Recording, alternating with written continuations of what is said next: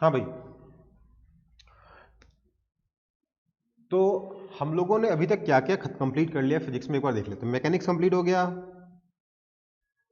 है ना, आपका यस सर। ग्रेविटेशन कंप्लीट हो गया, इसके बाद हमारा कंप्लीट हो गया आपका प्रॉपर्टीज ऑफ मैटर भी कंप्लीट हो गया है ना, सॉलिड्स और लिक्विड दोनों ही।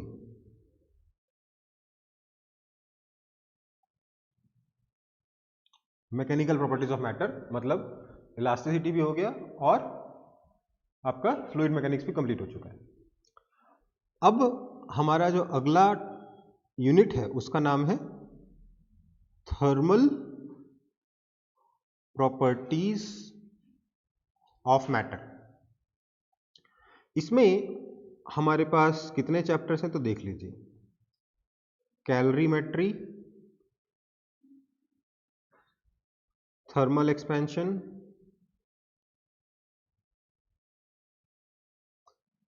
हीट ट्रांसफर, केटीजी मतलब काइनेटिक थ्योरी ऑफ गैसेस, और thermodynamics.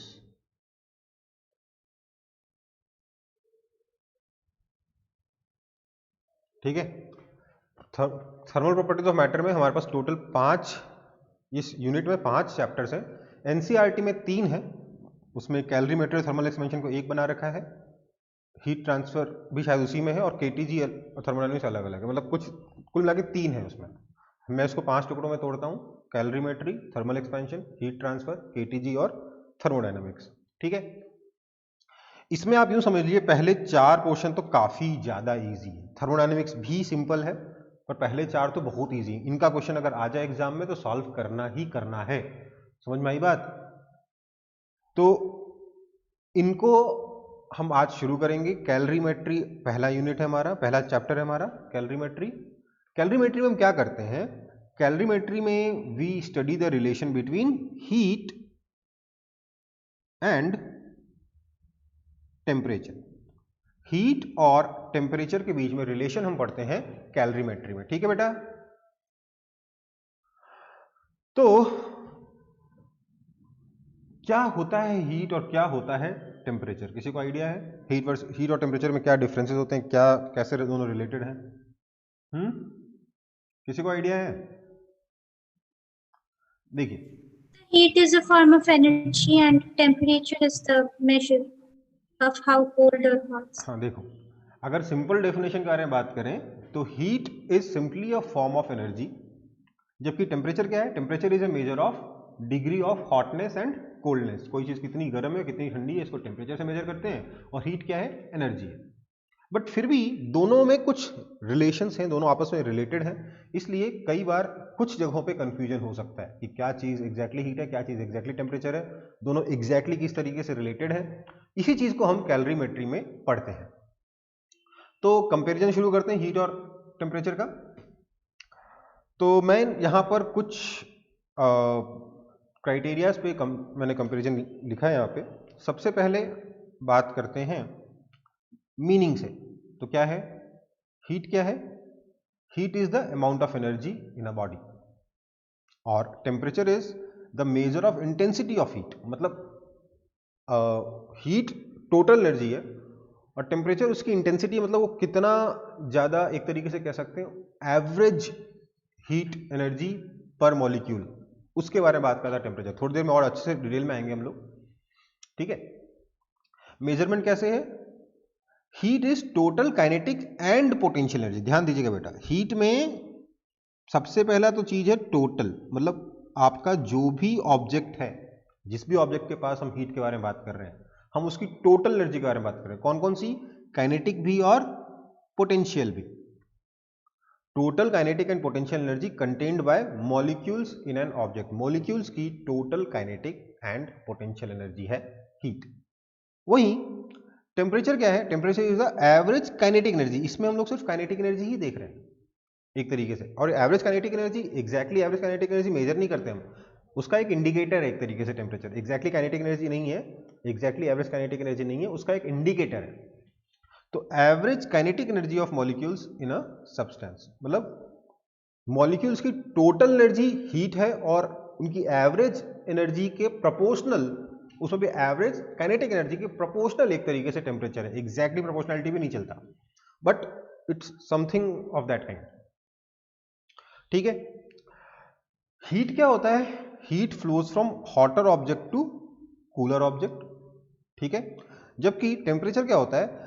Temperature rises when heated and falls when cooled. मतलब अगर आप हीट एनर्जी सप्लाई करते हो तो टेम्परेचर बढ़ता है, हीट एनर्जी निकाल लेते हो अपने ऑब्जेक्ट में से तो उसका टेम्परेचर डिक्रीज हो जाता है। ओके, हीट क्या होता है? Heat always flows from a body at higher temperature to a body at lower temperature. Okay, दूसरी बात वर्किंग एबिलिटी देखते हैं। तो भैया हीट वर्क कर सकता है, टेम्परेचर से वर्क नहीं होता, क्योंकि एनर्जी हीट है। एनर्जी क्या है? हीट है। हीट बताएगा कि कोई ऑब्जेक्ट कितना वर्क कर सकता है, किसी ऑब्जेक्ट के पास कितनी एनर्जी है, ये हीट से मेजर हो रहा है। तो हीट एक तरीके से वर्क है, राइट? वर्क और हीट एक ही चीज, वर्क और एनर्जी एक ही चीज होती है ना ऑलमोस्ट। तो किसी ऑब्जेक्ट के पास अगर ज्यादा हीट होगी तो वो ज्यादा वर्क कर सकता है। सेम चीज टेम्परेचर के बारे में नहीं कह सकते कि जिसका टेम्परेचर ज्यादा होगा वो ज्यादा वर्क कर सकता है, ऐसा नहीं कह सकते। वर्किंग एबिलिटी क्या है? हीट है, टेम्परेचर नहीं। हीट को क्योंकि ये एनर्जी है, हम इसे जूल से मेजर करते हैं, जबकि टेम्परेचर का ऐसा यूनिट क्या है? केल्विन है। ये सिर्फ ऐसा यूनिट्स लिखे हमने, और भी यूनिट्स होती हैं जिसके बारे में बाद में बात करेंगे। हीट को मेजर करने के लिए कौन से डिवाइस का यूज किया जाता है? तो कैलोरीमीटर का यूज किया जाता है। वहीं टेम्परेचर थर्मोमीटर से मेजर किया जाता है। ओके बेटा,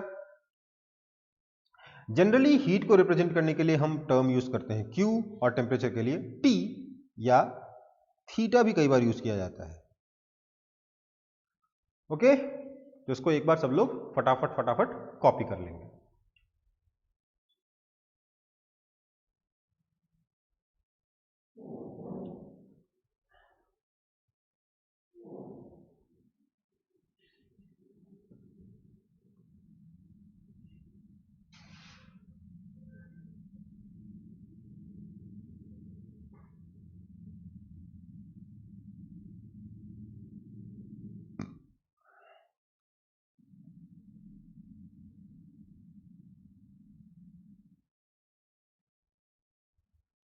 टेम्परेचर में ध्यान रखिएगा ये एवरेज है एक तरीके से, और इसको ये एवरेज एनर्जी को रिप्रेजेंट करता है। एवरेज एनर्जी के इक्वल नहीं है, एवरेज एनर्जी को रिप्रेजेंट करता है। कौन सी वाली एनर्जी? तो काइनेटिक एनर्जी। मॉलिक्यूल्स की एवरेज काइनेटिक एनर्जी को टेम्परेचर रिप्रेजेंट करता है।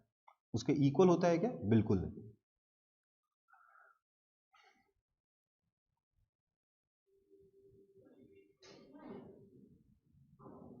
बेसिकली टेम्परेचर का अगर आप सिंपल सा मीनिंग समझना चाहें तो वो मीनिंग ये वाला है कि temperature is the quantity that decides the direction of flow of heat. Heat किधर से किधर फ्लो करेगी उसको कौन डिसाइड करता है? टेम्परेचर डिसाइड करता है। हीट हमेशा हायर टेम्परेचर के ऑब्जेक्ट से लोअर टेम्परेचर के ऑब्जेक्ट की तरफ फ्लो करता है। Heat flows from higher temperature to lower temperature. Copy हो गया ये वाला टेबल पूरा?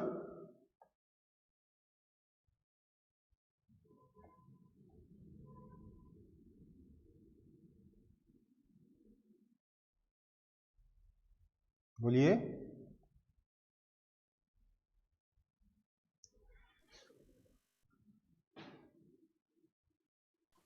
Yes, sir. चलो फिर आगे बढ़ते हैं। हीट वर्सेस टेम्परेचर, और भी पॉइंट्स हैं कुछ। सबसे पहला पॉइंट है additive and non additive. Additive और नॉन एडिटिव का मतलब समझते हो? मान लेते हैं मेरे पास एक ऑब्जेक्ट है, ऑब्जेक्ट 1, और दूसरा ऑब्जेक्ट है ऑब्जेक्ट 2। ठीक है, कोई भी फिजिकल क्वांटिटी लेट से x, तो इसके पास फिजिकल क्वांटिटी है, इसके पास ऑब्जेक्ट 1 के पास उस फिजिकल क्वांटिटी का जो टोटल कंटेंट है वो x1 है, और ऑब्जेक्ट 2 के पास x2 है। अगर मैं इन दोनों को एक डब्बे में बंद कर दूं और मैं ये कह सकूं कि इसका मतलब ये हुआ कि टोटल फिजिकल क्वांटिटी अंदर x1 प्लस x2 है, तब तो ये फिजिकल क्वांटिटी एडिटिव है, अदरवाइज नहीं। फॉर एग्जाम्पल, मान लेते हैं आपके स्कूल में कोई एग्जाम हुआ, उस स्कूल के एग्जाम में आपने स्कोर किया लेट से 100 में से 90 और आपके दोस्त ने स्कोर किया 100 में से 80 फिजिक्स मैथ्स के टेस्ट में। अगर मैं आप दोनों को एक कमरे में बंद कर दूं और ये बोलूं कि इस कमरे में बैठे हुए बच्चों ने टोटल मैथ्स में 170 मार्क्स स्कोर किए हैं, तो एकदम सही बोल रहा हूं।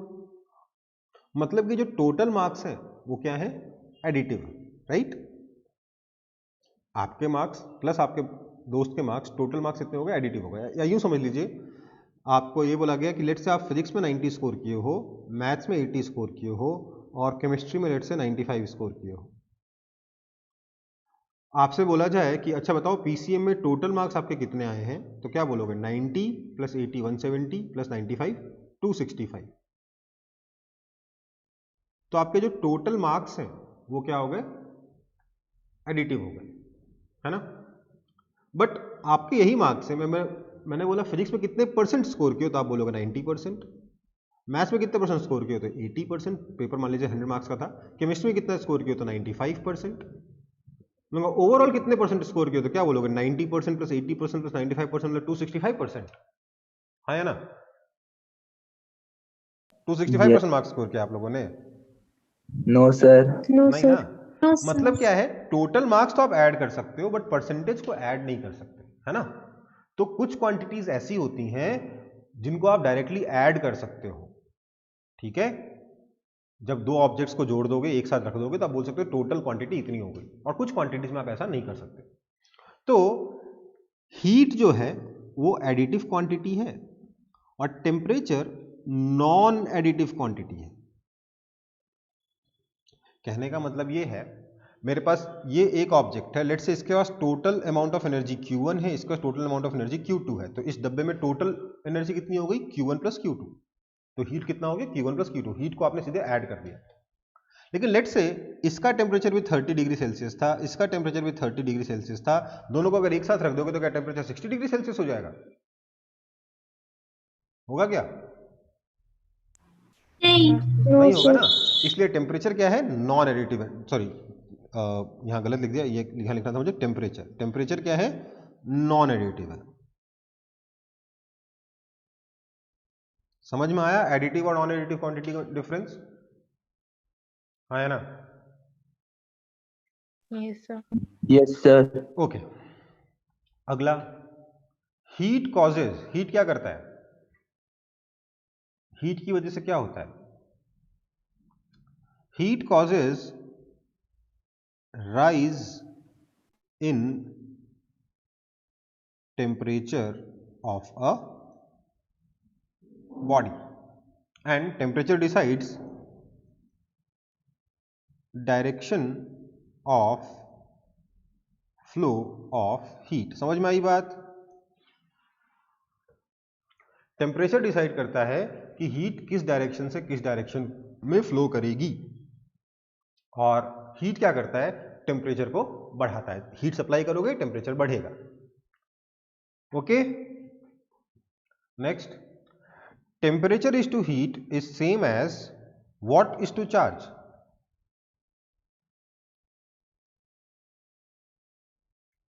potential is to charge। आपने पढ़ा होगा क्लास 10th में करंट इलेक्ट्रिसिटी में कि current flows from higher potential to lower potential. पढ़ा था कि नहीं पढ़ा था, यस सर। और करंट किधर फ्लो करता है, जिधर चार्ज आता है। मतलब ये कहना चाहिए कि charge moves from higher potential to lower potential, वैसे ही heat flows from higher temperature to lower temperature. इसलिए temperature is to heat is same as potential is to charge. Please यहां पे करंट मत लिखिएगा, पोटेंशियल इज टू करंट नहीं है, potential is to charge है। ओके बेटा, कौन सा पोटेंशियल, इलेक्ट्रिक पोटेंशियल। लेकिन पोटेंशियल का मतलब आपको अभी इलेक्ट्रिक पोटेंशियल ही पता है, इसलिए पोटेंशियल लिख लो, कोई दिक्कत नहीं है, ठीक है।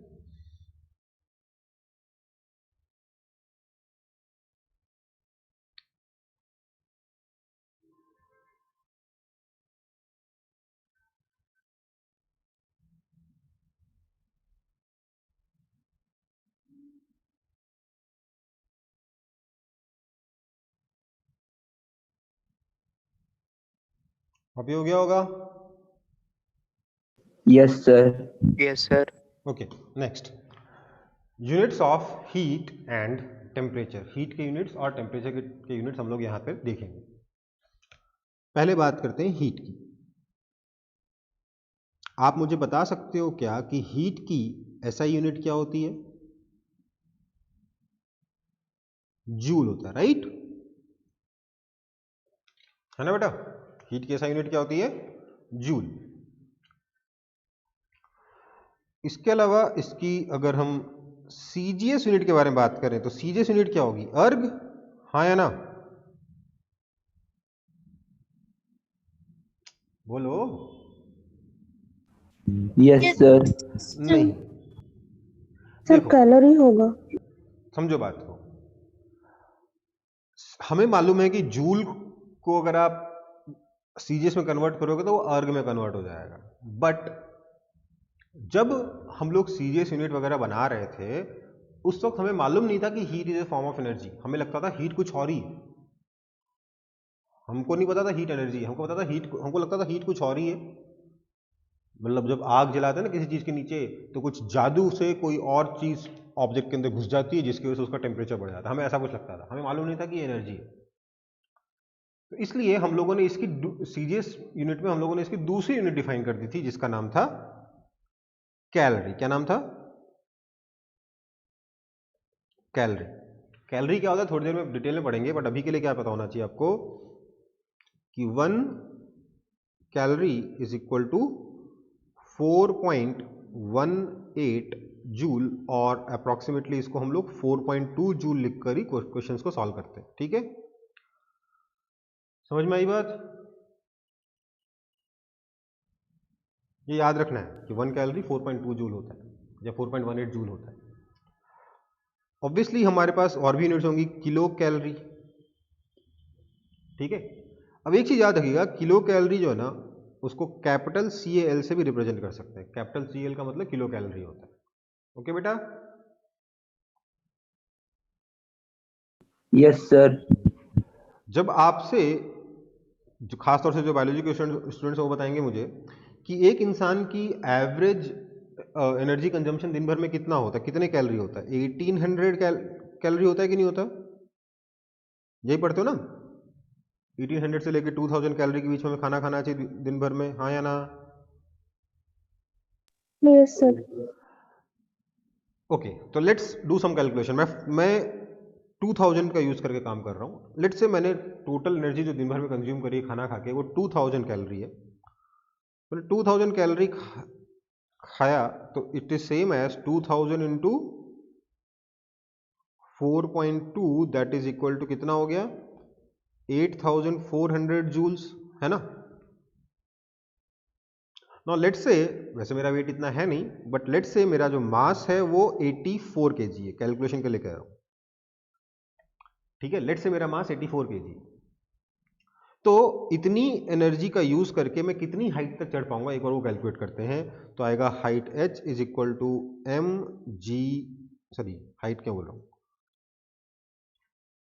हम बोलेंगे energy Q is equal to mgh। अगर मैंने 100% एफिशिएंसी से काम किया है, मतलब मैंने जो भी खाना खाया है उससे दिन भर में मैंने कुछ नहीं किया, सिर्फ एक हाइट तक चढ़ाऊंगा, उसमें भी कोई मैंने कहीं इधर उधर फ्रिक्शन वगैरह में कहीं पे कोई एनर्जी का लॉस नहीं हुआ, तब मैं मैक्सिमम से मैक्सिमम इसी हाइट तक चढ़ पाऊंगा ना।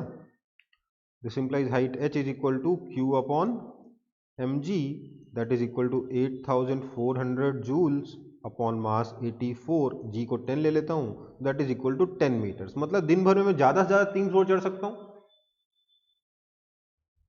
हाँ या ना? अरे दिन भर में ज्यादा से ज्यादा 3 ही फ्लोर चढ़ पाऊंगा ना इस कैलकुलेशन के हिसाब से। 10 मीटर का मतलब 3 फ्लोर ज्यादा से ज्यादा। Yes sir. ऐसा होता है क्या? दिन भर में 3 ही फ्लोर चढ़ सकता हूं मैं? सर वो किलो कैलोरी होगा। हाँ, बात ये है कि ये एक स्मॉल CAL नहीं है, ये कैपिटल CAL होता है, एक किलो कैलोरी होता है। ओके, तो आगे से अगर कभी भी आप कभी पढ़ो कि हाँ कितना डाइट, कितना खाना खाना चाहिए, कितनी एनर्जी होनी चाहिए, तो आपको पता होना चाहिए जो कैलोरी लिखा जा रहा है वो कैपिटल CAL है, वो किलो कैलोरी है। Okay, okay sir. और आपको शायद ये भी पता होगा कि जितना भी एनर्जी हम कंज्यूम करते हैं उसमें से, जो भी खाना खाते हैं उसमें से 40% एनर्जी से ऊपर तो सिर्फ उस खाने को डाइजेस्ट करने में ही खर्च हो जाती है, राइट। तो मतलब ये भी 10 मीटर की जगह क्या हो जाएगा, 6 मीटर हो जाएगा। उसमें फिर दिन भर अपना हार्ट भी पंप कर रहा है, वो भी एनर्जी कंज्यूम करेगा, राइट। तो बेसिकली ये तो कैलकुलेशन कहीं बैठती ही नहीं ना।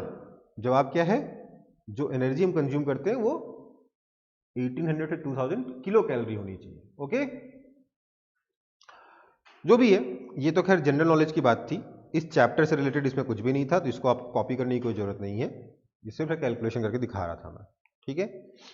तो हीट की हमें दो यूनिट से मतलब है, एक जूल से और एक कैलोरी से। आपको पता होना चाहिए कैलोरी, किलो जूल, सब कैसे एक आपस में इंटर कन्वर्ट करने। एक चीज और समझ लो, 1 कैलोरी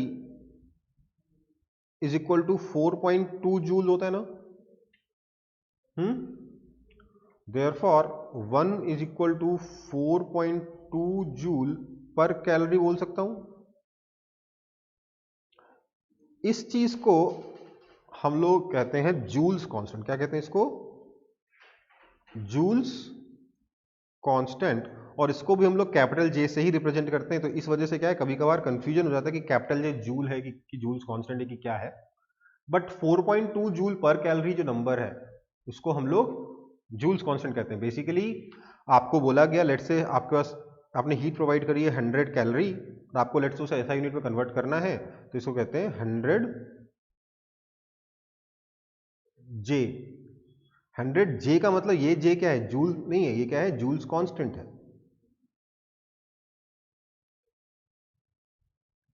4.2 है ये, समझ में आई बात।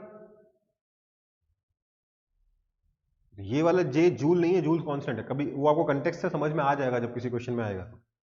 बट दोनों को क्योंकि जे से रिप्रेजेंट करते हैं इसलिए कई बार कंफ्यूजन हो सकता है। आपको पता होना चाहिए एक और टर्म, जूल्स कांस्टेंट क्या होता है, 4.2 joule per calorie. Basically calorie को अगर जूल में कन्वर्ट करना है तो जिस कांस्टेंट से मल्टीप्लाई करना होता है 4.2, उसको जूल्स कांस्टेंट कहते हैं।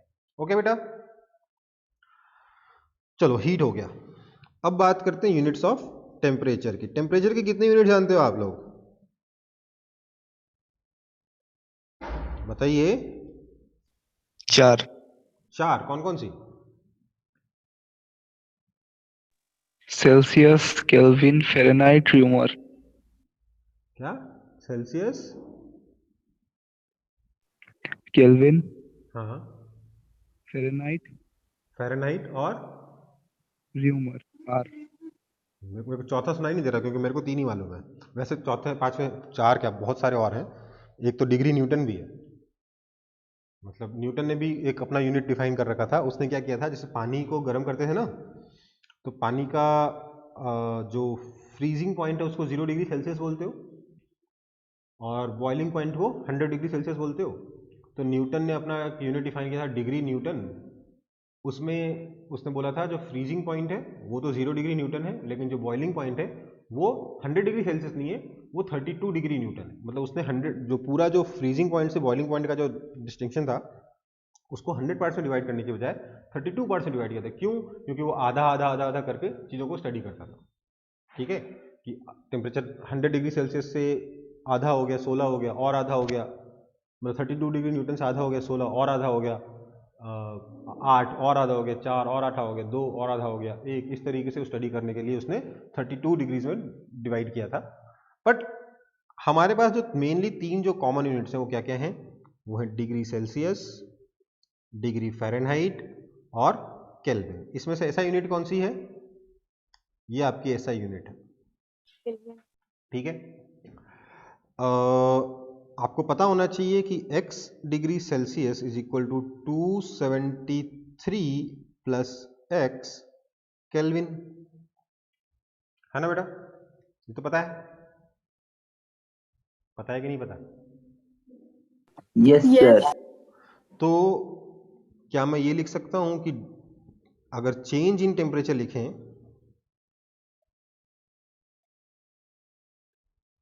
5 डिग्री सेल्सियस है, तो क्या मैं इसको लिख सकता हूं, this is equal to 278 kelvin, हाँ या ना। किसी चीज का टेम्परेचर 5 डिग्री sir. सेल्सियस से बढ़ गया तो मैं क्या बोल सकता हूँ कि उसका टेम्परेचर 278 केल्विन से इंक्रीज कर गया। No, sir. ये No, नहीं sir. बोल सकता, No, sir. ये नहीं बोल सकता। क्यों नहीं बोल सकता? क्योंकि समझिए,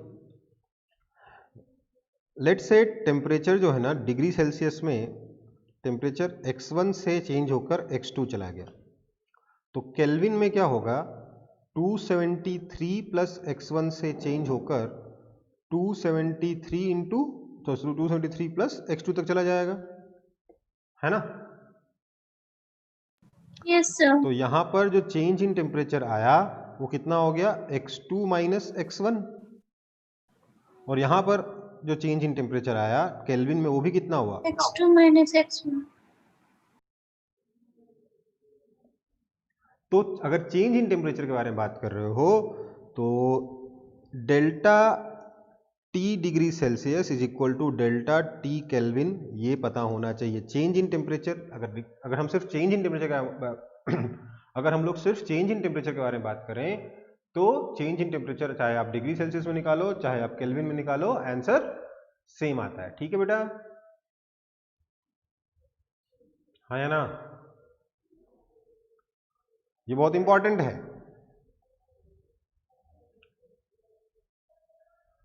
सबको समझ में आ रहा है ये वाला पार्ट?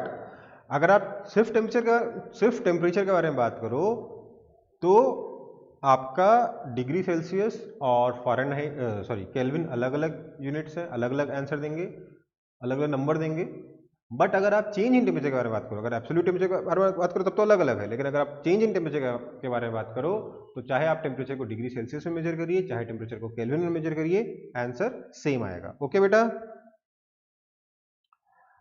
जैसे कहने का Yes, मतलब sir. PV is equal to NRT अगर आप यूज कर रहे हो तो इसमें ये T क्या है, एब्सोल्यूट टेम्परेचर है, इसमें ये T हमेशा केल्विन में ही जाएगा।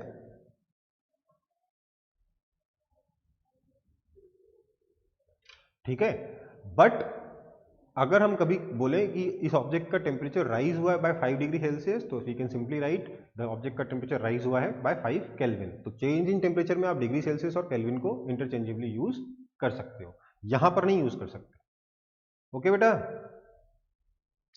ओके, डिग्री फ़ारेनहाइट का याद है कि भूल गए?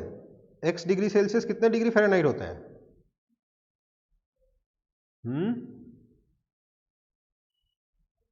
बताइए। 9x by 5 plus 32. क्या 1.8x प्लस 32 है ना, यही होता है। x डिग्री सेल्सियस को अगर डिग्री सेल्सियस को फ़ारेनहाइट में कन्वर्ट करना चाहते हो तो 1.8 से मल्टीप्लाई करिए और 32 ऐड कर दीजिए। कहने का मतलब जो आपका बॉइलिंग पॉइंट है पानी का बॉइलिंग पॉइंट कितना होता है, 100 डिग्री सेल्सियस होता है ना, जिसको 1.8 से मल्टीप्लाई करिए कितना हो जाएगा 180, उसमें 32 ऐड कर दीजिए तो कितना आ जाएगा 212 डिग्री फ़ारेनहाइट। वहीं अगर आप फ्रीजिंग पॉइंट के बारे में बात करें पानी के तो इसमें क्या हो जाएगा, फ्रीजिंग पॉइंट 0 डिग्री सेल्सियस होता है, 32 तो Fahrenheit. ये इसको 1.8 से मल्टीप्लाई करोगे 0 ही रहेगा, 32 डिग्री फ़ारेनहाइट।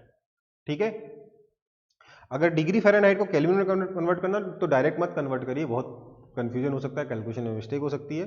क्या करिए, डिग्री फ़ारेनहाइट को पहले डिग्री सेल्सियस में कन्वर्ट करिए, फिर डिग्री सेल्सियस को केल्विन में कन्वर्ट करिए। मान लीजिए मेरे पास y डिग्री फ़ारेनहाइट है तो इसको मैं क्या लिख सकता हूँ डिग्री सेल्सियस में, कुछ नहीं, पहले आप y में से 32 सब्ट्रैक्ट कर दीजिए, उसके बाद 1.8 से डिवाइड कर दीजिए, इतना डिग्री सेल्सियस। ठीक है बेटा,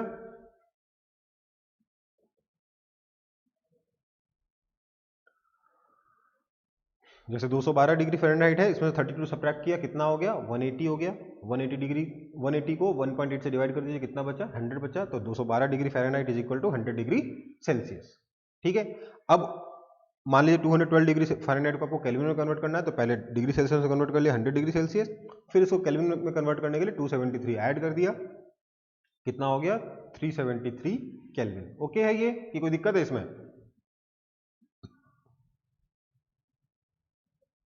No, sir. तो टेम्परेचर की यूनिट और हीट की यूनिट क्लियर है दोनों। टेम्परेचर के यूनिट में सबसे खास चीज़ जो ध्यान रखनी थी वो ये कि अगर चेंज इन टेम्परेचर के बारे में अगर बात कर रहे हो तो डिग्री सेल्सियस को और केल्विन को इंटरचेंजेबली यूज कर सकते हो। ओके, बाकी चीजें तो आपको पता थी, बट ये चीज एक बार नोट करानी जरूरी थी। आगे बढ़े फिर। Yes sir. तो इसमें अगर कोई नई यूनिट हमने पढ़ी है तो वो है कैलोरी। तो एक बार कैलोरी को थोड़ा सही से डिफाइन कर लेते हैं, आखिरकार कैलोरी होती क्या है। ठीक है, तो डिफाइनिंग कैलोरी। देखो भैया, पहले बोला गया कैलोरी को डिफाइन करने के लिए कि कैलोरी क्या है, तो calorie is heat required to change नहीं बोलेंगे, रेज बोलेंगे। Heat required to raise the temperature of 1 gram water by 1 degree centigrade. समझ में आई बात? Heat required to raise the temperature of 1 gram water by 1 degree Celsius. 1 gram पानी के wait को 1 डिग्री सेल्सियस से इंक्रीज करने के लिए जो हीट की रिक्वायरमेंट होती है उसको हम क्या कहते हैं? उसको हम 1 कैलोरी कहते हैं, इज 1 कैलोरी। ठीक है, तो किसी ने बोला यार मैंने जब बहुत ही अच्छे से मेजरमेंट लिया तो मैंने देखा पानी के टेम्परेचर को, 1 ग्राम पानी के टेम्परेचर को जब मैं 0 डिग्री सेल्सियस से 1 डिग्री सेल्सियस तक लेके जाता हूं तो जो अमाउंट ऑफ हीट लगता है वो थोड़ा डिफरेंट होता है इन कंपैरिजन टू अगर मैं उसी पानी को 35 डिग्री सेल्सियस से 36 डिग्री सेल्सियस तक लेके जाऊं तो ये चीज सोचकर बोला कि यार ये जो डेफिनेशन है ये उतनी अच्छी नहीं है। बेसिकली इसमें 2% 3% का एरर आ सकता है इस तरीके से डिफाइन करने पे। तो इसलिए हम लोगों को जब यूनिट डिफाइन करनी तब तो बहुत प्रिसाइज डेफिनेशन होनी चाहिए यूनिट की। आपके लिए मेरे लिए हमेशा सेम होना चाहिए यूनिट। तो इसीलिए हमने इसको डेफिनेशन को थोड़ा बाद में और मॉडिफाई किया कि heat required to raise the temperature of 1 gram water, यहां तक तो ठीक है, बाय 1 डिग्री सेल्सियस ठीक है, बट इसमें हमने एक स्पेसिफाई कर लिया from 14.5 degree Celsius to 15.5 degree Celsius is called 1 calorie. ठीक है, समझ में आई बात? तो 1 किलो कैलोरी क्या हो जाएगा? 1 किलो कैलोरी हो जाएगा heat required to raise the temperature of 1 kilogram water from 14.5 degree Celsius to 15.5 degree Celsius, है ना? कोई दिक्कत है इसमें? ये हमारी सही डेफिनेशन हुई। ये क्या काम चलाओ डेफिनेशन है, मतलब काम चलाओ क्या, हम मोस्टली इसी डेफिनेशन के ऊपर बेस्ड हमारे सारे फॉर्मूले वगैरह बनाएंगे, बट ये हमारी प्रिसाइज डेफिनेशन है। 14.5 डिग्री सेल्सियस से लेके 15.5 डिग्री सेल्सियस क्या है, वो प्रिसाइज डेफिनेशन है। फर्स्ट वाली डेफिनेशन भी काम करती है। ओके बेटा,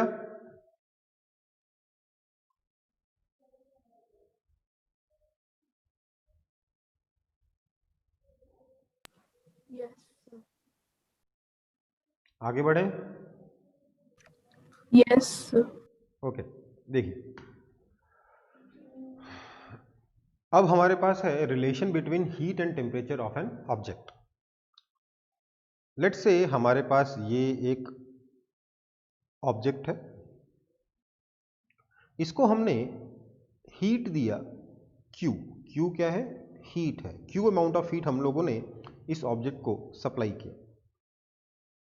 तो हमने देखा इसका जो टेम्परेचर है वो T0 से बढ़कर T0 प्लस डेल्टा T हो जाता है। एक काम करते हैं, डेल्टा चलो Q ठीक है, मतलब टेम्परेचर जो है वो डेल्टा T से राइज कर गया। तो हमने क्या देखा कि अगर मैं ज़्यादा हीट प्रोवाइड करता हूं तो टेम्परेचर में ज़्यादा राइज आता है। हमने जब रिलेशन को स्टडी किया तो हमने देखा Q जो हीट सप्लाइड है it is proportional to change in temperature. जितनी ज़्यादा हीट सप्लाई करूंगा उतना ज़्यादा टेम्परेचर राइज करेगा। तो इसका मतलब हमने बोला, इसका मतलब ये हो गया कि Q is equal to some constant S into delta T। ये S को मैंने कैपिटल S लिखा है, ये कैपिटल S क्या है?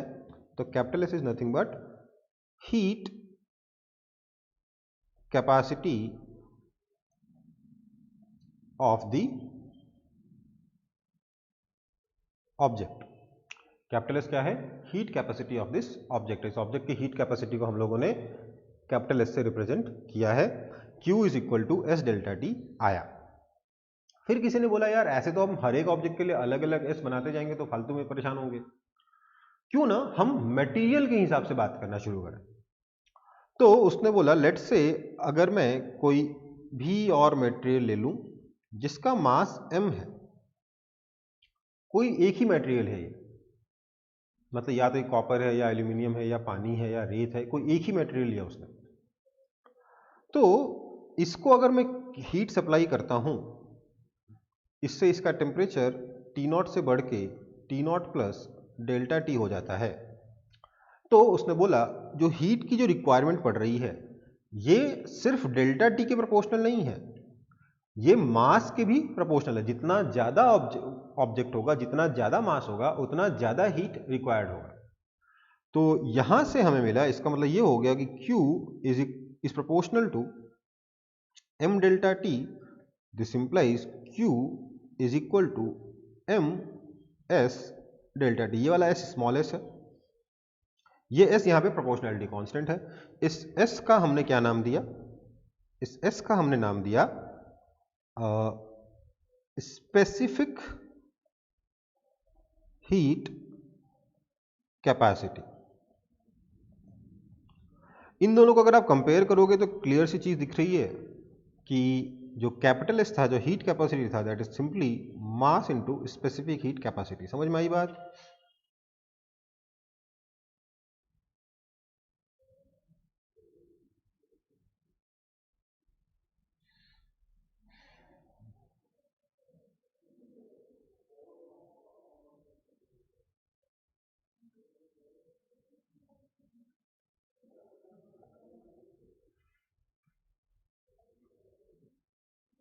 कॉपी हुआ कि नहीं हुआ? Yes sir. समझ में आ रहा है ना सबको? आसान पोर्शन है ना एकदम? Yes sir. ओके, तो इसके बाद हम लोग थोड़ा और आगे बढ़ते हैं। क्या देखने को मिला इसके बाद? कॉपी हो गया ना यहां तक? तो हमने बोला कि यार हम तो कुछ और भी पढ़ते आ रहे थे, क्योंकि आप लोगों ने फिजिक्स में तो नहीं पढ़ा अभी तक, बट केमिस्ट्री में आप सब लोगों ने केटीजी और थर्मोडायनेमिक्स पढ़ रखा है एक बार, तो उसी का थोड़ा सा मैं यूज करूंगा। आप सब लोगों ने पढ़ा था क्या कि Q जो है ना वो ms डेल्टा टी नहीं था, बल्कि Q क्या था? NC delta theta. NC delta T था ना? हाँ या ना? Yes, sir. और इस C को स्पेसिफिक हीट बोला था, है ना? जहां N क्या था? नंबर ऑफ मोल्स था, याद है कि भूल गए? Yes, sir. तो भाई ये C क्या है और ये S क्या है, दोनों में क्या कंफ्यूजन है? दोनों अलग अलग बातें क्यों कह रहे हैं? तो भैया यहां पर फंडा ये है कि स्पेसिफिक हीट हम लोगों ने दो डिफाइन करी। कौन कौन सी? एक तो है मोलर स्पेसिफिक हीट और दूसरा है मास स्पेसिफिक हीट। जब हम मोलर स्पेसिफिक हीट के बारे में बात कर रहे हैं, ये आप ऑलरेडी पढ़े थे केमिस्ट्री में, Q is equal to NC delta T, है ना? और मास स्पेसिफिक हीट में क्या पढ़ा आपने? Q is equal to MS delta T। यहां पर हम बात कर रहे हैं नंबर ऑफ मोल से, यहां पे हम बात कर रहे हैं मास से। ऑब्वियसली अगर मेरे पास एक ही ऑब्जेक्ट है, उसका टेम्परेचर सेम Q प्रोवाइड करने से सेम ही रह जाएगा उस ऑब्जेक्ट के टेम्परेचर में, हाँ या ना? एक ही ऑब्जेक्ट है, उसको मैंने दो बार, उसको मैंने कुछ हीट Q सप्लाई किया, तो मैं फॉर्मूला चाहे ये वाला लगाऊं चाहे फॉर्मूला ये वाला लगाऊं, चेंज इन टेम्परेचर तो सेम ही आएगा ना? अदरवाइज हमारी पढ़ाई गलत है ना? तो हम लोगों ने बोला इसका मतलब सेम Q के लिए सेम डेल्टा T आएगा, तो इसलिए हम कह सकते हैं therefore NC delta T is equal to MS delta T। Delta T ने डेल्टा T को मार दिया, तो हमें मिला कि इसका मतलब ये हो गया कि S, अच्छा S नहीं, C is equal to M upon N times S। ये क्या है? This is mass upon number of moles, यही है ना ये, that is equal to molar mass, let's represent it with capital M। तो हमारे पास आ गया molar specific heat C is equal to molar mass M into mass specific heat S, है ना?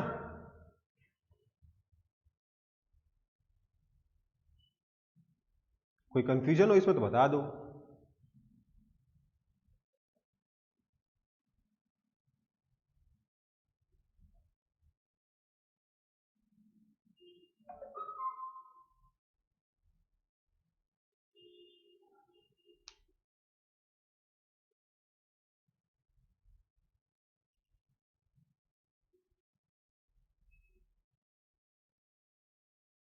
कॉपी हो गया फिर? Yes, sir. ठीक है, तो अब हम बात करेंगे भैया, हमारे पास फॉर्मूला आ चुका है। क्या क्या मेन फॉर्मूला जो इस चैप्टर में हम यूज करने वाले मेनली वो है Q is equal to M S delta T, इसी का हम मेन यूज करने वाले इस चैप्टर में। Q is equal to NC delta T। कभी कोई क्वेश्चन गलती से मोलर हीट कैपेसिटी या मोलर स्पेसिफिक हीट कैपेसिटी पे आ गया तब इसका यूज करना होगा, क्योंकि आपने ऑलरेडी पढ़ रखा है, तो क्यों नहीं यूज कर लें, उन क्वेश्चन को क्यों छोड़ें अभी, इसलिए एक छोटा सा टॉपिक पढ़ा दिया, बट मोस्टली हम लोगों को इसी टॉपिक पे रहना है। अब जिस मटेरियल की टेम्परेचर के बारे में हम सबसे ज़्यादा बात करने वाले हैं वो है वाटर, ठीक है? तो एक बार पानी का स्पेसिफिक हीट कैपेसिटी हम लोगों को देख लेना चाहिए। तो पानी का स्पेसिफिक हीट कैपेसिटी वैसे तो होता है specific heat capacity of water is equal to, हम लोगों ने जो डेफिनेशन दी थी क्या दिया था, याद करिए। डेफिनेशन में हम लोगों ने लिखा था heat required to raise the temperature of 1 gram water by 1 degree Celsius. मतलब कि जब Q आपका 1 कैलोरी है, मास आपका 1 ग्राम है, तो change in temperature 1 degree Celsius आया था, हाँ या ना? आया था कि नहीं आया था? तो यहां पर अगर मैं Q is equal to M S delta T लगाऊं तो मुझे S मिल जाएगा 1 कैलोरी पर ग्राम पर डिग्री सेंटीग्रेड। समझ में आ रही बात?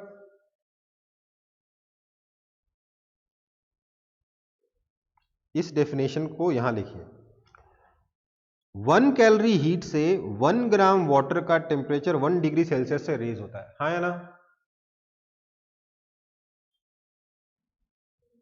ये डेफिनेशन है ना कैलोरी की। Yes sir. तो वहां से हम लोग सीधे सीधे स्पेसिफिक हीट ऑफ वाटर लिख सकते हैं 1 कैलोरी पर ग्राम पर डिग्री सेंटीग्रेड। ध्यान दीजिए, कोई जादू से पानी का स्पेसिफिक हीट 1 कैलोरी पर ग्राम पर डिग्री सेंटीग्रेड नहीं आया, ये बाय डिजाइन आया है। हम लोगों ने इसका यूज करते हुए इसको डिजाइन किया है कि हमारा आंसर में 1 स्पेसिफिक हीट ऑफ वाटर 1 आए। हम लोगों ने कैलोरी को डिफाइन ही ऐसे किया, heat required to raise the temperature of 1 gram water by 1 degree Celsius is called 1 calorie. ये कोई जादू से नहीं आया है, कैलोरी की डेफिनेशन ऐसी है कि specific heat of water 1 calorie पर डिग्री 1 कैलोरी पर ग्राम पर डिग्री सेंटीग्रेड आया है, ठीक है? ओके, तो पानी का स्पेसिफिक हीट क्या था? स्पेसिफिक हीट ऑफ वाटर है 1 कैलोरी पर ग्राम पर डिग्री सेंटीग्रेड। इसको आप 1 कैलोरी पर ग्राम पर केल्विन भी लिख सकते हो, क्योंकि चेंज इन टेम्परेचर के बारे में बात कर रहे हैं हम लोग। We are not talking about absolute temperature, we are only talking about change in temperature. हमारे फॉर्मूले में डेल्टा टी है, MS डेल्टा टी है, राइट? डेल्टा टी आप डिग्री सेल्सियस से मेजर करो चाहे केल्विन में मेजर करो, बात बराबर है ना बेटा? इसलिए यहां पर हम लोग पर डिग्री सेल्सियस की जगह पर केल्विन भी लगा सकते हैं। इसको आप 1 किलो कैलोरी पर केजी पर डिग्री सेंटीग्रेड भी बोल सकते हो। न्यूमरेटर को भी 1000 से मल्टीप्लाई कर दिया, डिनोमिनेटर को भी 1000 से मल्टीप्लाई कर दिया। देखो, कैलोरी के साथ ग्राम है, किलो कैलोरी के साथ किलोग्राम है, ओके? समझ में आई बात? ध्यान रखना, बेकार में यूनिट्स में कंफ्यूज होकर गलती नहीं करनी है, ओके बेटा?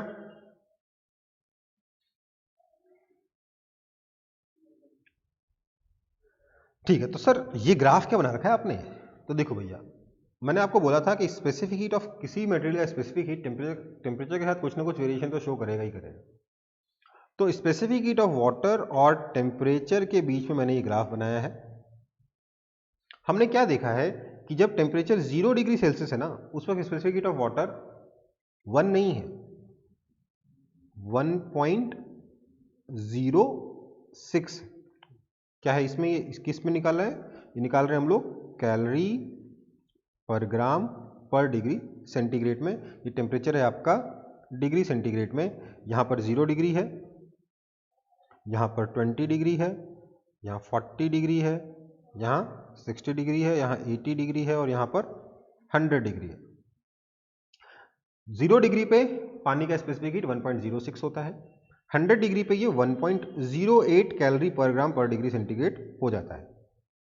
मिनिमम होता है आपका ये 36 डिग्री पर, और यहाँ पर कितना आता है ये आता है 0.98। और अगर हम 15 डिग्री के बारे में बात करें, जहाँ पर हम लोगों ने डिफाइन किया था कैलोरी को, तो 15 डिग्रीज पर ये टेम्परेचर, ये स्पेसिफिक हीट 1 कैलोरी पर ग्राम पर डिग्री सेंटीग्रेड होता है। हम लोगों ने डिफाइन कैसे किया था? 14.5 से 15.5 के बीच में, है ना। बेसिकली 15 डिग्री सेल्सियस पे जब हम लोगों ने स्पेसिफिक हीट कैपेसिटी निकाली तो कितनी आई? 1 कैलोरी पर ग्राम पर डिग्री सेंटीग्रेड। समझ में आई बात? अब देखो, ये नंबर्स इतने इंपॉर्टेंट नहीं है, ये नंबर भी उतना इंपॉर्टेंट नहीं है, बट आपको आइडिया होना चाहिए कि 1 के आसपास ही रहता है वैल्यू, बट वैरी करता है विथ टेम्परेचर। और अगर बीच में नीचे गिर के बाद में बढ़ता है तो ऐसे याद, ये ध्यान रह गया, शेप याद रह गया तो बहुत अच्छी बात है। ओके बेटा, बहुत ज़्यादा याद रखना है तो 36 डिग्री सेल्सियस याद रखना है, उसके अलावा 1.08, 1.06, 0.98 याद रखने की कोई ज़रूरत नहीं है। ओके बेटा? Yes sir. ठीक है, हो सकता है ये नंबर जो है ना गलत भी हो, क्योंकि मेरे पास कोई बहुत, जिस सोर्स से मैंने नंबर्स लिए हैं वो सोर्स बहुत ज़्यादा रिलायबल नहीं है, और नंबर गलत होना ही होना है। क्यों गलत होना है? जरा सा मैं एटमॉस्फेरिक प्रेशर को चेंज कर दूंगा, नंबर्स थोड़े से चेंज हो ही जाएंगे। ठीक है, सो इसलिए ये नंबर्स एग्जैक्टली याद रखने की जरूरत नहीं, बस इतना याद होना चाहिए कि हाँ, पहले स्पेसिफिक डिक्रीज होता है पानी का, फिर इंक्रीज होता है, मिनिमम होता है 36 डिग्री सेल्सियस पे। 36 डिग्री सेल्सियस के अलावा और कोई भी नंबर याद रखना जरूरी नहीं है। हाँ, 15 डिग्री सेल्सियस पे याद रख सकते हैं क्योंकि तो डेफिनेशन ऑफ कैलोरी है, राइट। तो स्पेसिफिक हीट कैपेसिटी समझ में आ गया?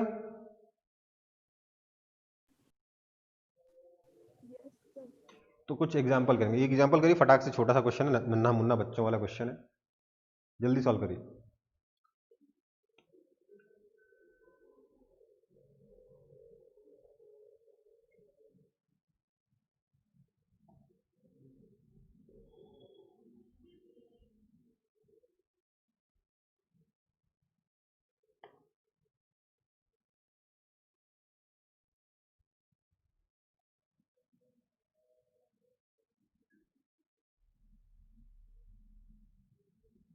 सही आंसर है आयुषी आपका।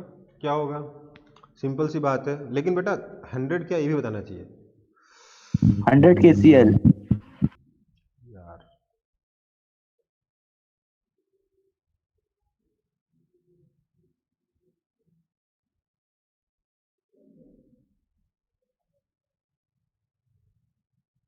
कहाँ गया?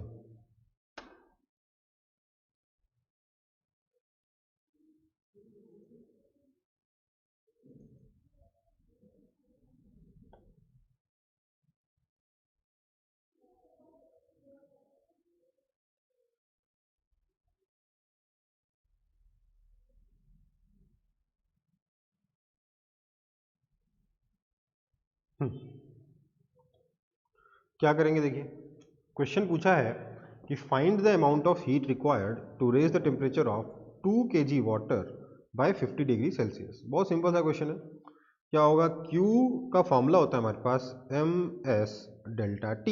This implies Q is equal to mass है 2 kg, पानी है इसलिए स्पेसिफिक हीट हो गया कितना, 1 इंटू डेल्टा T कितना, 50 डिग्री सेल्सियस। तो दिस इज इक्वल टू 100 क्या, 100 किलो कैलोरी। समझ में आई बात? क्योंकि केजी है ना, इसलिए किलो कैलोरी। क्योंकि आपका स्पेसिफिक हीट कैपेसिटी कितना होता है, ये होता है 1 किलो कैलोरी पर केजी पर डिग्री सेंटीग्रेड, है ना। ये पानी का स्पेसिफिक हीट कैपेसिटी है, ये ध्यान रखना है। किलोग्राम के साथ किलो कैलोरी, ग्राम के साथ कैलोरी। ओके बेटा, नेक्स्ट क्वेश्चन।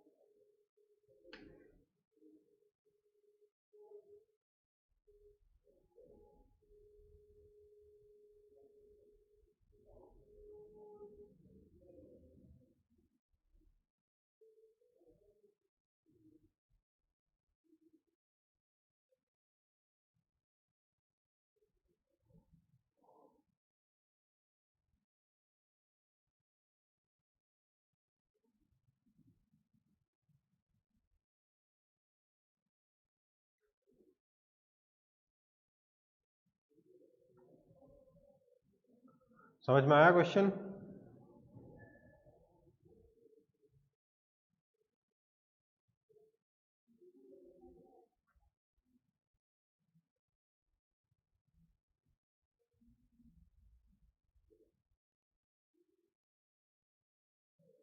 यहाँ पर ना थोड़ा सा पोटेंशियल एनर्जी की जगह मैकेनिकल एनर्जी लिख देना चाहिए, ठीक है।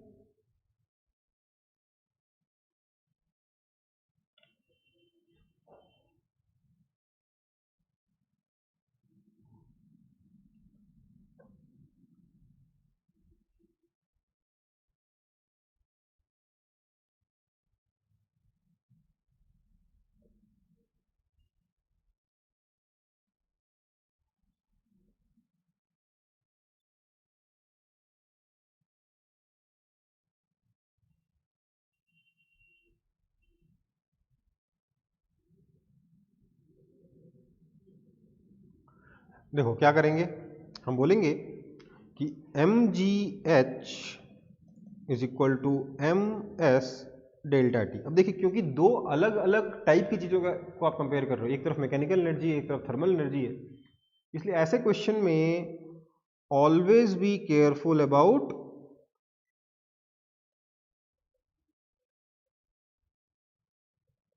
यूनिट्स। खास तौर से जब दो एकदम डिफरेंट चीज़ों के बारे में बात करो आप, एक तरफ हीट है और दूसरी तरफ मैकेनिकल एनर्जी है, ठीक है। तो इसलिए मैं क्या करूँगा, यहाँ पे सब कुछ मैं यूनिट के साथ ही लिखूंगा। तो मैं मास को केजी में लिख रहा हूँ, तो मास इन केजी इंटू जी कितना हो जाएगा।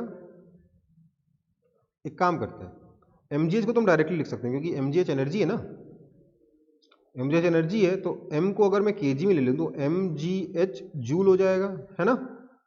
मास इन केजी है बस यहाँ पे, इज इक्वल टू, अगर मैं यहाँ पर मास को केजी में लूँगा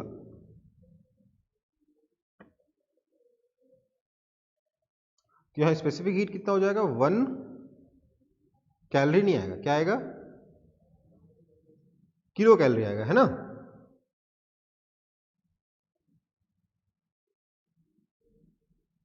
इंटू डेल्टा टी हमें निकालना है, ठीक है। क्योंकि मैंने यहां पर मास को केजी में लिखा, इसलिए यहां पे भी मास को केजी में लिखा, जिससे कि mm कैंसिल हो जाए, और यहां पे फिर मैंने फिर केजी में लिखा, ताकि यहां वाला m केजी जो है ना, वो इस पर केजी से कैंसिल हो जाए, ठीक है। तो जो भी है, ये करने के बाद मुझे क्या मिलेगा, मास कैंसिल हो गया, तो 10 into 8400 is equal two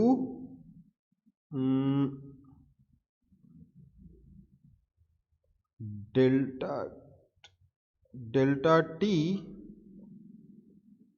into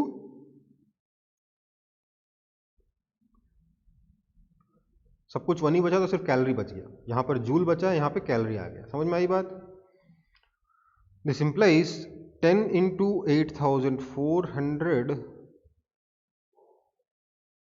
calorie नहीं, किलो कैलोरी बचा ना, क्योंकि मास केजी में था तो किलो कैलोरी नहीं है, इज इक्वल टू क्या आया, डेल्टा टी इंटू 1000, यहाँ जूल था, इंटू 4.2 जूल्स। दिस इंप्लाइज अगर आप डेल्टा टी को कैलकुलेट करोगे तो it will come out to be 20 degree Celsius. थोड़ा कैलकुलेशन और सही तरीके से करना, मैं थोड़ा फास्ट करने के चक्कर में मैंने बहुत ज़्यादा स्टेप स्किप करी है, बट आपका डेल्टा टी कितना आएगा, 20 डिग्री सेल्सियस आएगा। मतलब क्या है इसका, ये मेरे को ये नंबर आपको दिखाना था कैलकुलेट करके, और इसके बारे में थोड़ी सी बात करनी थी। ध्यान दीजिएगा बेटा, 20 डिग्री सेल्सियस का जब आप टेम्परेचर रेज कर रहे हो पानी का, तो आप उसको इतनी एनर्जी दे रहे हो जितने में वो पानी पूरा माउंट एवरेस्ट चढ़ सकता है। और पानी को 20 डिग्री सेल्सियस, पानी का टेम्परेचर 20 डिग्री सेल्सियस से हम रोज ही बढ़ाते हैं पानी को गर्म करके, राइट? पानी को तो हम बॉयल भी करते हैं, हम लोग 80 डिग्री सेल्सियस से पानी का टेम्परेचर बढ़ा देते हैं, मतलब उसको हम 4 बार माउंट एवरेस्ट चढ़ा देते हैं। What this number represent is 20 degree is equivalent to climbing Everest, क्योंकि 8400 मीटर किसकी हाइट है, एवरेस्ट की हाइट है ना। इसका मतलब ये हो गया कि थर्मल एनर्जी जो है ना, जो हम डे टू डे लाइफ में जो थर्मल एनर्जी देखते हैं, हीट एनर्जी देखते हैं, थर्मल एनर्जी हीट एनर्जी एक ही चीज है, ये मैग्नीट्यूड में मच लार्जर होती है इन कंपैरिजन टू जो मैकेनिकल एनर्जी को हम लोग एनकाउंटर करते हैं। रियल लाइफ में जो मैकेनिकल एनर्जी होती है जो हम देखते हैं, उसके मुकाबले रियल लाइफ की थर्मल एनर्जी काफी काफी काफी ज्यादा होती है। मतलब मैकेनिकल, आपकी thermal energy, chemical energy, electrical energy, ये बहुत बड़े हैं in comparison to mechanical energy जिसके लिए हम यूज्ड टू हैं।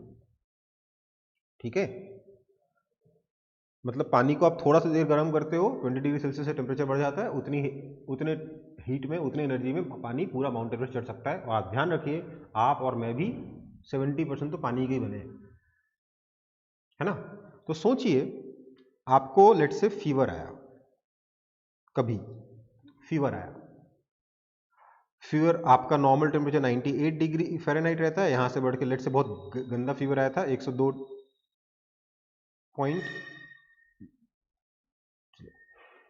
102 डिग्री तक पहुंच गए आप। 102 नहीं बोलता हूँ, काम करता हूँ थोड़ा सा नंबर अच्छा करने के लिए।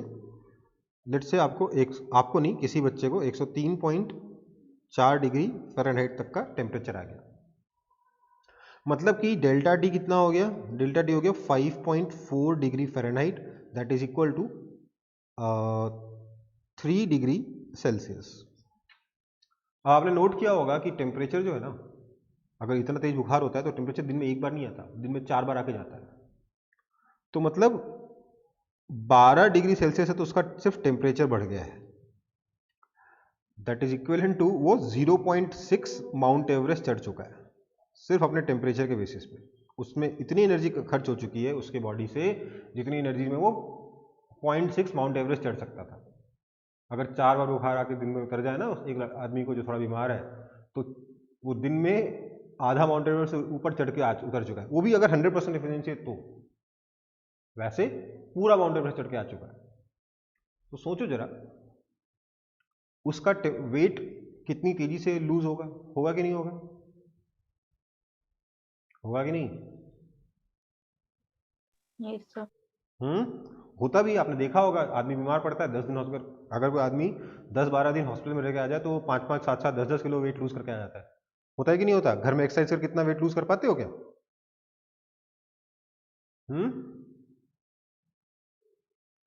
घर में एक्सरसाइज करके कोई 10 दिन में 10 किलो लूज कर सकता है? नहीं कर सकता। लेकिन हॉस्पिटल में लोग लूज कर जाते हैं। क्यों कर जाते हैं? क्योंकि जो मैकेनिकल एनर्जी होती है ना, वो बहुत छोटी होती है in comparison to this thermal energy. दिन में 4 बार फीवर आ गया, आप एक माउंट एवरेस्ट चढ़ के उतर गए, इतना ज्यादा एनर्जी कंज्यूम हो गया। समझ में आई बात?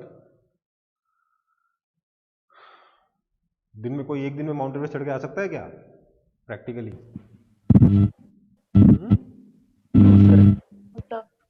समझ में आ गई बात? Yes sir. ओके, तो आगे बढ़ता हूं फिर।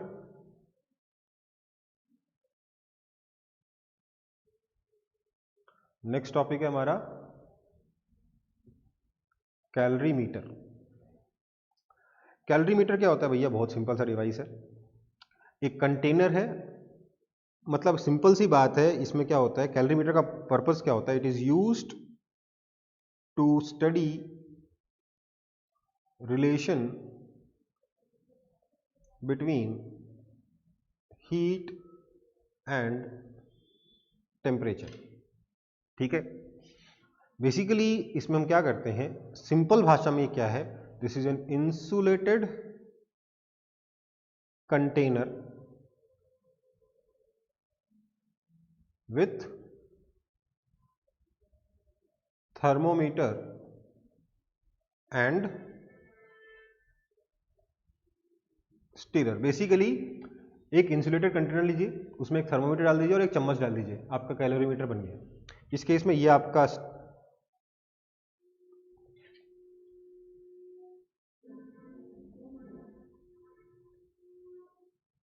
स्टिरर है, चम्मच है, ये थर्मोमीटर है, ये आपका इंसुलेटेड ढक्कन है,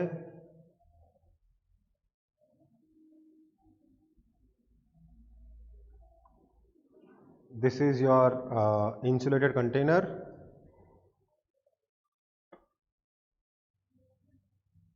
यहां पे आपका एयर भरा हुआ है। क्यों? क्योंकि एयर क्या होता है, बैड कंडक्टर ऑफ हीट होता है। ये आपका नॉन कंडक्टिंग डिस्क है, एनुलर डिस्क है, जिसके ऊपर आपने मान लीजिए एक डिस्क है जिसमें बीच में होल है, उस होल के अंदर से आपने एक ग्लास का कंटेनर ऐसे रख दिया और इसके अंदर आप इस अंदर छोटे वाले कंटेनर के अंदर ये आपका मेन कंटेनर हो गया।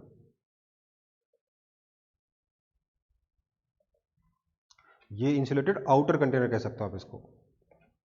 ठीक है, इसके अंदर आप एक्सपेरिमेंट करोगे क्योंकि अब यहां से इस कंटेनर से हीट बाहर निकलने का स्कोप बहुत कम हो चुका है ना बेटा। हम लोगों को पूरी तरीके से इंसुलेशन चाहिए, जितना अच्छा इंसुलेशन हो सके उतना अच्छा कैलोरीमीटर है। ठीक है, okay, yes sir, yes sir. ठीक, आगे बढ़ते हैं फिर। अब आप ये थर्मोमीटर अपने घर में ही बना सकते हो, इतना जुगाड़ करने की जरूरत नहीं, बहुत सिंपली बना सकते हो। ऐसे स्टायरोफोम कप होते हैं ना, 2 स्टायरोफोम कप को एक के अंदर एक डालिए, उसका ढक्कन लगाइए, उसमें एक होल के करके थर्मोमीटर डाल दीजिए, दूसरा होल करके आप कोई भी स्टिरर डाल दीजिए, खत्म हो गई बात। अच्छा सा इंसुलेशन हो गया क्योंकि स्टायरोफोम ऑलरेडी बहुत बैड कंडक्टर ऑफ हीट है। एक के अंदर एक डाला तो बीच में कुछ ना कुछ एयर ट्रैप हो गई होगी जो और गंदा कंडक्टर ऑफ हीट है, और उसके अंदर आपने जो भी पानी मिक्स करना है, बर्फ मिक्स करना है, जो मिक्स करना है करिए। ये आप आसानी से अपने घर में बना सकते हैं, है ना? हाँ या ना? आगे बढ़ रहे हैं। अगला हमारा टॉपिक है वाटर इक्विवेलेंट। देखो भैया क्या होता है, हमारे जितने भी एक्सपेरिमेंट होते हैं ऑलमोस्ट सारे के सारे नहीं बट ऑलमोस्ट सारे के सारे एक्सपेरिमेंट हम लोग पानी के साथ करते हैं, हीट वाले, मतलब कैलोरीमेट्री में अक्सर हम पानी में ही चीज़ों को मिक्स करते हैं। तो होता क्या है, आपके कैलोरी मीटर के अंदर जो पानी है वो पानी का टेम्परेचर तो राइज किया, आपने पानी का मास मेजर कर रखा था, but at the same time उस पानी के साथ साथ आपके स्टायरोफोम कप या जो कैलोरी मीटर है उसका टेम्परेचर भी तो चेंज होगा, हाँ या ना? होगा कि नहीं? Yes sir. कैलोरी मीटर के अंदर पानी रखा है 20 डिग्री सेल्सियस पे, मतलब कैलोरी मीटर भी 20 डिग्री सेल्सियस, मतलब कैलोरी मीटर भी 20 डिग्री सेल्सियस पे है ना। मैंने टेम्परेचर बढ़ा दिया 30 डिग्री सेल्सियस तक, तो पानी का टेम्परेचर अगर 30 डिग्री सेल्सियस गया है तो कैलोरी मीटर भी तो इक्विलिब्रियम पे 30 डिग्री सेल्सियस में ही होगा ना बेटा। मतलब कि हमें सिर्फ अंदर रखे हुए कंटेंट ने कितना हीट कंज्यूम किया उससे मतलब नहीं है, हमें इस चीज से ही मतलब है कि कैलोरी मीटर का टेम्परेचर चेंज होने में कितना हीट एनर्जी चला गया, राइट। तो उसकी चीज को मेजर करने के लिए या तो कैलोरी मीटर के लिए हमें दो में से एक चीज चाहिए होगी, या तो कैलोरी मीटर का हमें दे दिया जाए हीट कैपेसिटी, कई कैलोरी मीटर में हीट कैपेसिटी लिखा रहता है, मतलब आपका जो कैपिटल एस था ना वो दे रखा है, कैपिटल एस दे रखा है तो आपको पता चल जाएगा कि इसने कितना हीट कंज्यूम किया, एस डेल्टा टी, ठीक है। या फिर दे दिया जाए वाटर इक्विवेलेंट। अब वाटर इक्विवेलेंट कितना होता है, क्या होता है, तो वाटर इक्विवेलेंट को हम लोग रिप्रेजेंट करते हैं W से। वाटर इक्विवेलेंट क्या होता है, this is the amount of water that consumes same amount of heat as the object for same rise in temperature। कहने का मतलब ये है कि मान लेते हैं मेरे पास ये ऑब्जेक्ट है, इसमें बहुत सारी चीज़ें हो सकती हैं, हो सकता है इसमें आपका जैसे आपका जो कैलोरी मीटर था उसमें सिर्फ एक चीज़ नहीं थी, थोड़ा ग्लास था, थोड़ा एक डिस्क किसी और चीज़ का बना हुआ है, उसका ढक्कन किसी और चीज़ का बना हुआ है, राइट। तो जितनी भी चीज़ें हैं उन सबको हमने जब हीट सप्लाई किया Q तो हमने देखा इसका चेंज इन टेम्परेचर आया डेल्टा टी। तो हम बोलेंगे कि हमारे ये डेल्टा टी पता है, ये Q पता है, तो अगर मैं Q को बोल दूं Q इज इक्वल टू ये Q कितने पानी को दें जिससे कि same amount of same change in temperature पानी में आए, उस अमाउंट ऑफ वाटर को हम लोग क्या बोलेंगे, वाटर इक्विवेलेंट बोलेंगे। तो let's say water equivalent W है, तो W क्या मास ऑफ वाटर है जो इस डिवाइस का इक्विवेलेंट है, इस ऑब्जेक्ट का इक्विवेलेंट है। तो Q is equal to W specific heat of water delta T, this implies W is equal to Q upon specific heat of water delta T। वैसे काम की चीज़ ये है, हम लोग बस उस पूरे के पूरे ऑब्जेक्ट को पानी की तरह ट्रीट कर लेंगे और WHW डेल्टा टी से उसमें कितना हीट कंज्यूम किया ये निकाल लेंगे। अगर ये ऑब्जेक्ट एक ही मटेरियल का बना होता तो Q को मैं MS डेल्टा टी लिख सकता था, तो यह आ जाता MS delta T upon SW delta T that is equal to M times S upon specific heat of water, है ना। समझ में आई बात।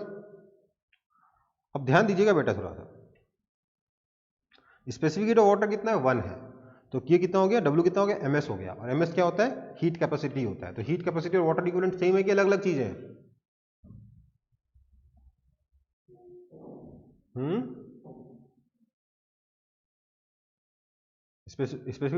स्पेसिफिक हीट ऑफ वाटर कितना है 1 है ना, हाँ या ना।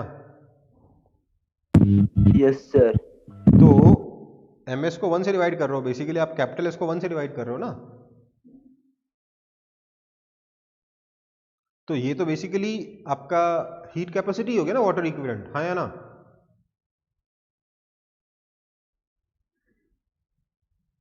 नहीं, क्योंकि वाटर इक्विवेलेंट आपका रिपोर्ट किया जाएगा ग्राम में और हीट कैपेसिटी किस में रिपोर्ट किया जाएगा, Q is equal to S delta T. तो ये आपका रिपोर्ट किया जा सकता है लेट्स से किलो कैलोरी पर डिग्री सेंटीग्रेड या कैलोरी पर डिग्री सेंटीग्रेड, इस तरीके से रिपोर्ट किया जाएगा। दोनों की यूनिट अलग अलग है। अगर स्पेसिफिक हीट ऑफ वाटर को मैं कैलोरी में लिखने के बजाय जूल में लिख दूं तो ये नंबर 1 नहीं रहेगा। स्पेसिफिक हीट ऑफ वाटर 1 किस में है, 1 कैसे लिख सकते हो, 1 कैलोरी पर ग्राम पर डिग्री सेंटीग्रेड या फिर 1 किलो कैलोरी पर केजी पर डिग्री सेंटीग्रेड, ठीक है। तो वाटर इक्विवेलेंट जो है वो हीट कैपेसिटी के इक्वल नंबर में हो सकता है, कब, अगर हम यूनिट में कैलोरी यूज कर रहे हो तो।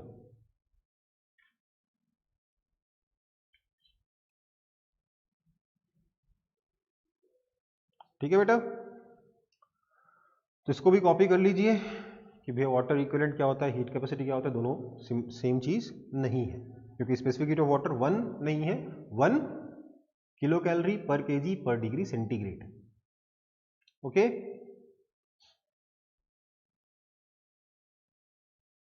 हमारा वैसे काम का चीज इसमें सिर्फ इतना ही रहेगा कि हमारे कैलोरी मीटर में कितना हीट जाएगा, Q is equal to W S W delta T, जहां डब्ल्यू क्या है, water equivalent. Okay,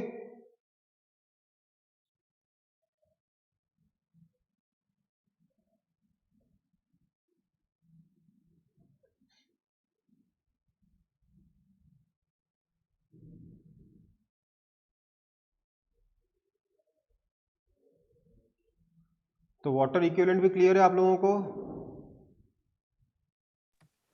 Yes, sir.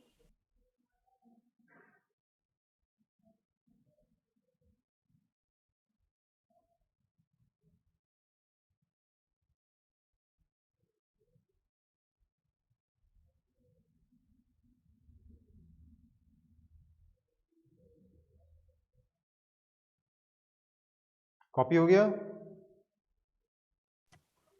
Yes, sir.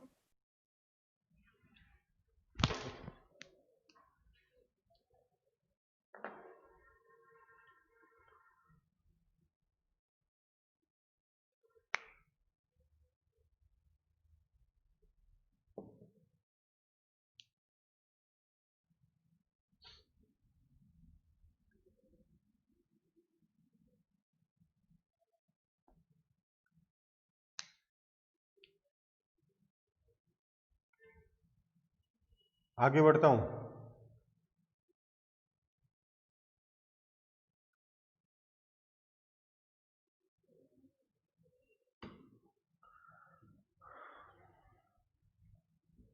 अगला प्रिंसिपल हमारा प्रिंसिपल ऑफ कैलोरीमेट्री।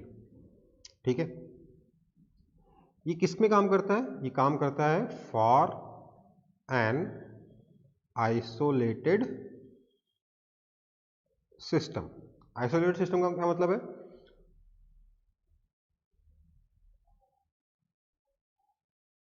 मतलब ये है कि हमारा जो सिस्टम है, मान लीजिए सिस्टम में थोड़ा पानी है, थोड़ा तेल है, थोड़ा बर्फ है, थोड़ा कुछ भी है, सिस्टम में डिफरेंट ऑब्जेक्ट्स हैं, ऑब्जेक्ट 1, ऑब्जेक्ट 2, ऑब्जेक्ट 3। अब ये सराउंडिंग के साथ हीट का एक्सचेंज नहीं कर सकते,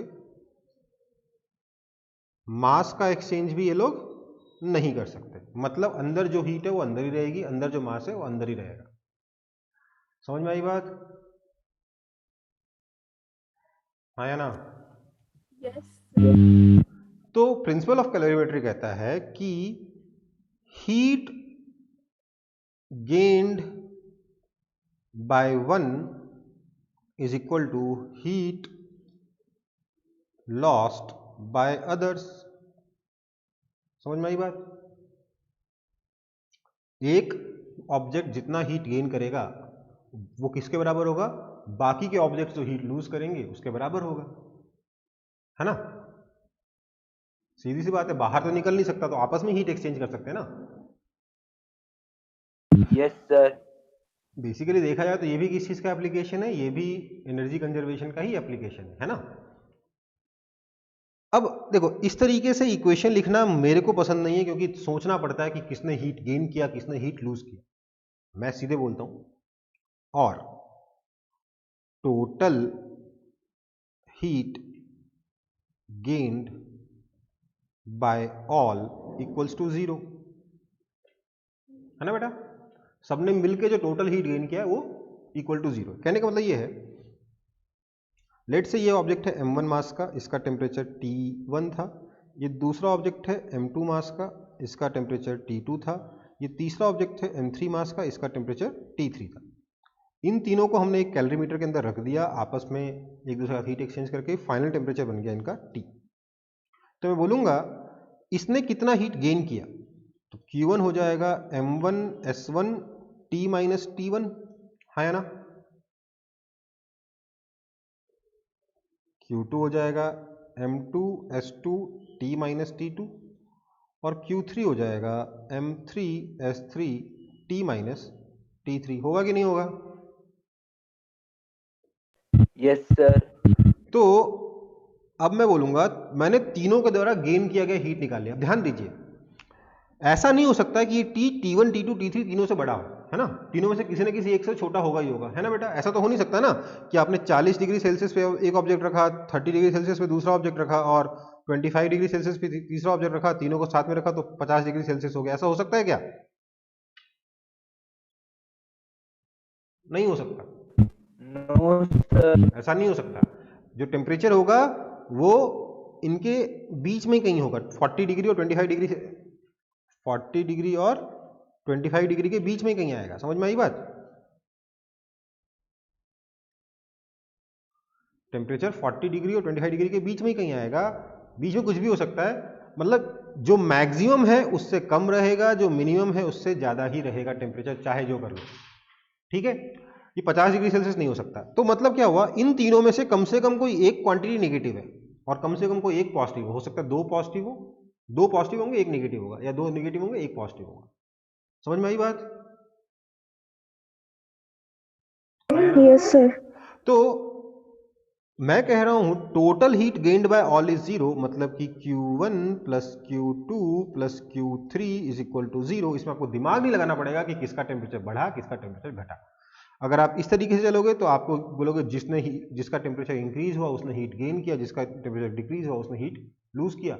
आपको जबरदस्ती अपना दिमाग लगाना पड़ेगा, उसकी जगह सीधे सीधे क्या करना है, M1 S1 T minus T1 plus M2 S2 T minus T2 plus M3 S3 T minus T3 equals to zero. आप इसको सॉल्व कर सके सीधे सीधे T निकाल भी सकते हो। मैं बता दूं क्या आएगा, M1 S1 T1 plus M2 S2 T2 plus so on by M1 S1 plus M2 S2 and so on. समझ में आई बात? सॉल्व हो जाएगा ना, ये तो यहां से सॉल्व हो जाएगा, आप आराम से सॉल्व कर सकते हो। बट ये इक्वेशन बनाना समझ में आना चाहिए। इससे भी ज्यादा इंपॉर्टेंट ये वाली इक्वेशन बनाना समझ में आना चाहिए।